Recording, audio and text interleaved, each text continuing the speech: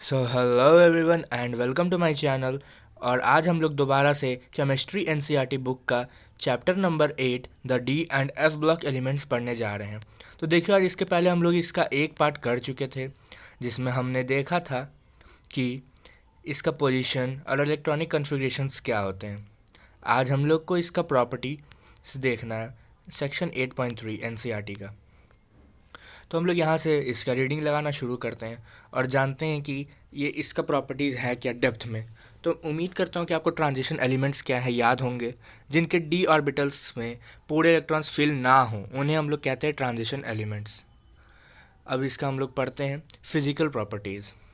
Nearly all the transition elements display typical metallic properties such as high tensile strength, ductility, malleability, high thermal and electric conductivity and metallic luster। तो ये जो बोलना चाह रहा है कि टिपिकल मेटालिक प्रॉपर्टीज़ शो करते हैं, तो ये सब मेटालिक प्रॉपर्टीज़ हैं और है with the exceptions of zinc, cadmium, Hg and manganese. और ये सब एक्सेप्शंस हैं, जिंक, कैडमियम, मर्क्यूरी और manganese. They have one or more typical metallic structures at normal temperature. मतलब इनके पास एक या उससे ज़्यादा मेटालिक स्ट्रक्चर्स हैं नॉर्मल टेम्परेचर पे। मतलब जिंक ये सब के पास नहीं, विद द एक्सेप्शंस। जिंक ये सब के पास ये स्ट्रक्चर नहीं है, बाकी सब के पास ऐसे स्ट्रक्चर्स हैं। मतलब इसमें ये कहना चाह रहा है। तो देखते हैं लैटिस स्ट्रक्चर्स क्या है। लैटिस स्ट्रक्चर स्कैंडियम का, टाइटेनियम का, वैनेडियम का देखते हैं तो स्कैंडियम का HCP है और टाइटेनियम का HCP, वैनेडियम का BCC, क्रोमियम का BCC, मैंगनीज का X। तो ये सब आप देख लीजिएगा क्या क्या स्ट्रक्चर है, कैसे कैसे स्ट्रक्चर हैं। बाकी देखिए जिंक, कैडमियम, Hg और मैंगनीज यहाँ पे एक्सेप्शन थे। तो यहाँ पे इनका कोई वैसा स्ट्रक्चर नहीं है मेटालिक स्ट्रक्चर, इनका कुछ अलग ही स्ट्रक्चर होता है। BCC मतलब बॉडी सेंटर्ड क्यूबिक, HCP मतलब हेक्सागोनल क्लोज पैक्ड। ये सब आप लोगों को पहले से पता ही होगा। तो चलिए हम लोग आगे पढ़ते हैं। The transition metals with the exception of zinc, cadmium and Hg are very much hard and have low volatility. Volatility मतलब कि ये बहुत लो, मतलब बहुत कम रिएक्ट करते हैं किसी के भी साथ। रिएक्ट करते हैं लेकिन ये बहुत कम ऐसे प्रॉपर्टी शो करते हैं जो मल्टीपल प्रॉपर्टी शो करते हों। मतलब एक टिपिकल मेटल जैसा सेम प्रॉपर्टी शो करेंगे। Their melting and boiling points are high. इनके melting and boiling points high होते हैं। यहाँ पे एक्सेप्शन देख लीजिएगा, जिंक, कैडमियम और Hg जो ट्रांजिशन मेटल हैं भी नहीं। ये ट्रांजिशन मेटल्स तो हैं भी नहीं, तो इसमें एक्सेप्शन ही है, ऐसे याद हो कर सकते हैं हम। Depicts the melting points of 3D, 4D एंड 5D ट्रांजिशन मेटल्स।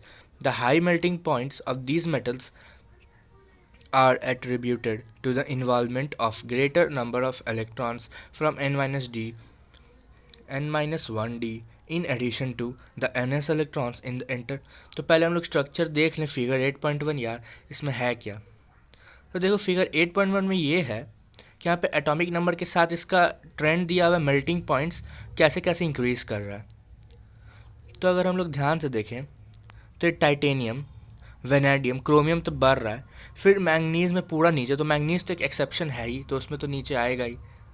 एक्सेप्शन या ये कह लीजिए कि उसका मेल्टिंग पॉइंट बहुत कम होता है, ये कॉमन सा बात है। फिर कॉपर, Au, Ag, ऐसे ये ग्राफ है, कुछ ट्रेंड शो कर रही है। एक्सपेरिमेंटली हम लोग ने, साइंटिस्ट ने निकाला होगा ये ग्राफ। तो इस ग्राफ को के बारे में कुछ कुछ दिया, देखते हैं हम लोग अच्छे से। The high melting points of these metals are attributed to the involvement of greater number of electrons from n-d in addition to the ns electron in the interatomic metallic bonding। अच्छा, मतलब इसमें कहना चाह रहा है कि जो इसका हाई मेल्टिंग पॉइंट्स वाले जो मेटल्स हैं वो इसलिए हैं क्योंकि n-1d जो ऑर्बिटल है इसमें कुछ एक्स्ट्रा इलेक्ट्रॉन्स आ जाते हैं और कुछ एक्स्ट्रा स्टेबिलिटीज़ आ जाती हैं। जैसे कि यहाँ पे पार्शियली फील्ड, हाफ फील्ड आप लोग ने पढ़ा है, ये सब वो सब वाले भी एक्सेप्शंस आ जाते हैं, वही है। In any row, the metallic points of these metals rise to a maximum at D5। और D5 पे मैक्सिमम चल जाते हैं। ऐसा क्यों? क्योंकि देखिए D5 पे हम लोग ने बात किया था कि पार्शियली फील्ड है, इसमें टोटल 10 भर सकते हैं, तो इसमें लेकिन 5 भरा हुआ है, तो ये पार्शियली फिल्ड है। अब पार्शियली फिल्ड होने के कारण ये बहुत ज़्यादा स्टेबल है, बहुत ज़्यादा, मतलब कि बाकी के कंपेयर में ज़्यादा स्टेबल है।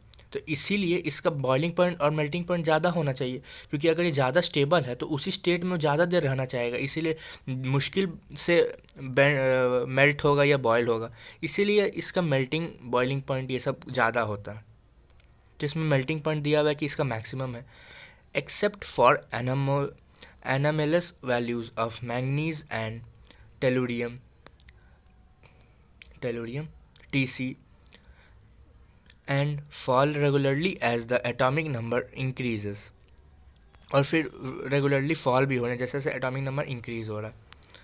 They have high enthalpies of atomisation which they have which are shown in figure 8.2। इनके पास हाई एंथैल्पीज हैं। The maxima at about the middle of each series indicate that one unpaired electron per d orbital is particularly favorable for strong interatomic interaction। पहले इसका ये figure देख लें। तो इसका इलेक्ट्रॉन की एंथैल्पीज भी दिया हुआ, उसके ट्रेंड्स कैसे हैं ग्राफिकली। इसके इतना डेप्थ में जाने की ज़रूरत नहीं, लेकिन एक बस आइडिया बेसिक सा ले लेना है कि शुरू में थोड़ा थोड़ा इंक्रीज़ करता है, वापस से एक बहुत बड़ा डिक्रीज़ आता है, फिर थोड़ा थोड़ा इंक्रीज़ करता है, लेकिन वो भी डिक्रीज़ ही करता है अंत में जाके। तो एक हम लोग खाली थोड़ा सा ट्रेंड जान लेना है कि है क्या। तो इस लाइन का क्या मतलब था कि the maxima at about the middle of each series indicate that one unpaired electron per day orbital is particularly favourable for strong inter atomic interaction. हाँ, वही बोल रहा है जैसे कि जो मैक्सिमा आ रहे हैं बीच बीच में जो ग्राफ में, जैसे कि इस ग्राफ में भी देख लीजिए। सो एक्चुअली में जो मैक्सिमाज आ रहे हैं वो एटम्स और एलिमेंट्स हैं जो जिनके पास डी ऑर्बिटल में पार्शियली फिल्ड इलेक्ट्रॉन्स, जैसे D5 D10, ये सब यहाँ पे एटम्स दिए हुए हैं। So in general greater the number of valence electrons stronger is the resulted bonding.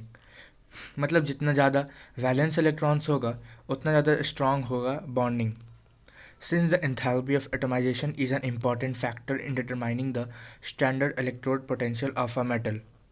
मतलब कि जो एंथैल्पी ऑफ एटमाइजेशन है वो बहुत इम्पॉर्टेंट होता है स्टैंडर्ड इलेक्ट्रोड पोटेंशियल को मेज़र करने के लिए, क्योंकि एंथैल्पी ऑफ एटमाइजेशन से ही एटम बनता है। एटम के बनने में जितना एनर्जी लगती है उस एनर्जी को हम लोग एंथैल्पी ऑफ एटमाइजेशन कहते हैं। Metals with very high enthalpy of atomization, that is very high boiling point, tend to be noble in their reactions। और जिनके पास ज़्यादा एटमाइजेशन होता है, very high boiling point, tend to be noble, वो बहुत Nobel होते हैं रिएक्शन, मतलब वो लोग जल्दी रिएक्ट नहीं करते हैं। Another generalization that may be drawn from figure 8.2 is that the metals of the second and third series have greater enthalpies of atomization। मतलब कि हम लोग दूसरा जनरलाइजेशन ये बना सकते हैं कि metals of the second and third series जो 2D और 4D एंड 5D ऑर्बिटल्स जो हैं, मतलब फोर्थ और फिफ्थ पीरियड्स, तो second and third series have greater enthalpies of atomisation. उनका एंथैल्पी ऑफ एटमाइजेशन बहुत ज़्यादा है corresponding elements of the first series वाले से। This is an important factor in accounting for the occurrence of much more frequent metal bonding in compounds of the heavy transition elements। और इसीलिए important factor in accounting for the occurrence of much more frequent metal bonding, इसीलिए जो heavy transition metals होते हैं जैसे कि gold silver, मतलब जो सेकेंड और थर्ड ग्रुप के हैं ट्रांजिशन एलिमेंट्स में, उनके बीच में मेटल बॉन्डिंग ज़्यादा होता है और डी ब्लॉक एलिमेंट ज़्यादा रिएक्टिव होता है उसका first period. Variation in atomic and ionic sizes of transition metals. अब देखते हैं इसका आयोनिक साइजेस में क्या ये वेरिएशन है ट्रांजिशन मेटल्स के। In general ions of the same charge in a given series show progressive decrease in radius with increase atomic number. So series में प्रोग्रेसिव हम लोग आगे चले तो डिक्रीज इन रेडियस पाया जाता है जैसे जैसे एटॉमिक नंबर इंक्रीज करता है। This is because the new electron enters a d orbital each time the nuclear charge increases by unity. It may be recalled by the shielding effect of a d electron is not that effective, hence the net electrostatic attraction between the nuclear charge and the outermost electron increases and the ionic radius decreases. So इसका मतलब एक बार हम लोग समझ लेते हैं। This is because the new electron enters a D orbital. D orbital में एक नया इलेक्ट्रॉन आता है। द न्यूक्लियर चार्ज इंक्रीजेस, और न्यूक्लियर चार्ज मतलब वही टू, जो नया इलेक्ट्रॉन आएगा तो नेगेटिव चार्ज एक आ जाएगा, बाय यूनिटी -1 आएगा। It may be recalled that the shielding effect of a D electron is not effective, और उसका शील्डिंग इफेक्ट ज़्यादा नहीं है। Hence the electrostatic attraction between the nuclear charge and the outermost electron increases. इसीलिए nuclear charge और outermost electron के बीच में फोर्स इंक्रीज होता है। हैंस द इसीलिए outermost electron increase and ionic size decreases. और अगर न्यूक्लियस और इलेक्ट्रॉन के बीच में फोर्स कम होगा तो ज़्यादा इधर आएगा और इलेक्ट्रॉन श्रिंक हो जाएगा, यानी छोटा हो जाएगा, यानी रेडियस भी कम हो जाएगा। The same trend is observed in the atomic radii of a given series. और एटॉमिक रेडियाई में भी सेम ट्रेंड पाया जाएगा, क्योंकि आयोनिक रेडियाई और एटॉमिक रेडियाई सेम ही है। However the variation with in a series is quite small, लेकिन series के दौरान वेरिएशन थोड़ा कम है। An interesting point emerges when atomic size of one series are compared with those of the corresponding elements in the other series। और interesting वहाँ होगा ये जब हम लोग इसके साइजेस को कंपेयर करेंगे एक सीरीज से। मतलब कि यहाँ पे अगर मान लीजिए 3D थर्ड पीरियड है और यहाँ पे फोर्थ पीरियड है, तो हम इसका आगे चल के कंपेरिजन करने वाले हैं इन दोनों के बीच में, मतलब इसका साइज़ और इसके साइज़ में क्या अंतर आ रहा है। Are compared with those of curves. The curves in figure 8.3 shows an increase from the first 3D to second 4D series of the elements, but the radii of the third series are virtually the same as those of the corresponding members of the second series।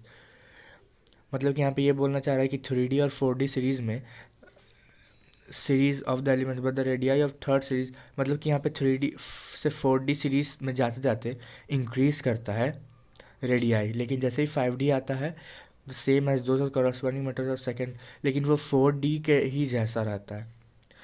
The phenomenon is associated with intervention of the 4f orbitals. और ऐसा इसलिए होता है क्योंकि वहाँ पे 4f orbitals आ जाते हैं। Must be filled before the 5D series of elements begin. The filling of 4f before 5D orbital results in regular decrease, मतलब वहाँ पे वापस से डिक्रीज होने लगता है atomic size and called lengthenite contraction, which essentially compensates the expected increase in atomic size with increasing atomic number. The net result of the lengthenite contraction is that the second and the third series of D exhibit similar radii, मतलब and very similar physical and chemical properties, much more than that expected on the basis of usual family relationship। मतलब ये कहना चाह रहा है कि जैसे ही हम लोग 4D से 5D की ओर जाते हैं तो यहाँ पे हम लोग को एक और ऑर्बिटल बढ़ना ज़रूरी हो जाता है जिसका नाम है 4f। और due to poor shielding of f orbitals यहाँ पे एटॉमिक साइज इसका और डिक्रीज़ होने लगता है, लेकिन इसका एटम के साथ इंक्रीज़ होना चाहिए था। तो नेट रिज़ल्ट कुछ ऐसा आता है कि इन दोनों के बीच में ज़्यादा कुछ डिफरेंस नहीं होता है साइजेस में भी, और बहुत सारे प्रॉपर्टीज़ भी इन दोनों का बहुत सारे सेम होते हैं। तो यही यहाँ पे कहना चाह रहा था। The factor responsible for the lanthanide contraction is somewhat similar to that observed in an ordinary transition series and is attributed to similar cause, that is the imperfect shielding of one electron by another। वही बोल रहा है कि ऐसा इसलिए होता है क्योंकि 4f इलेक्ट्रॉन का शील्डिंग ठीक से नहीं होता है। And as the nuclear charge increases along the series, there is fairly regular decrease in the size of entire 4f n orbitals। और यहाँ पे न्यूक्लियर चार्ज इंक्रीज होता है वैसे वैसे ही डिक्रीज होता है साइज। तो यहाँ पे एक 4f का याद कर लीजिएगा, पुअर शील्डिंग इफेक्ट के कारण ऐसा चीज़ हो रहा है। क्या हो रहा है? Poor shielding effect. So poor shielding effect के कारण ऐसा हो रहा है।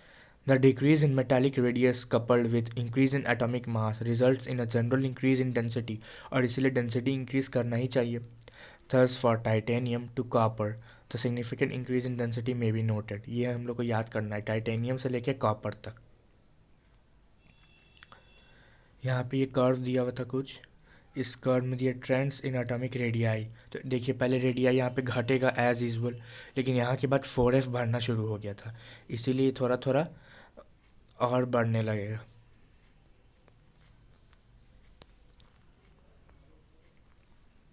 सो नेक्स्ट है यहाँ पे कुछ इलेक्ट्रॉनिक कन्फिग्रेशंस दिए हुए हैं। अच्छा, इनके आयनिक इलेक्ट्रॉनिक कन्फिग्रेशंस दिए हुए हैं, मतलब इसमें से कितना, मतलब आप इसमें से इलेक्ट्रॉन्स निकालिए तब उसके कन्फिग्रेशंस दिए हुए हैं। तो जैसे कि यहाँ पे अगर हम लोग बात करें तो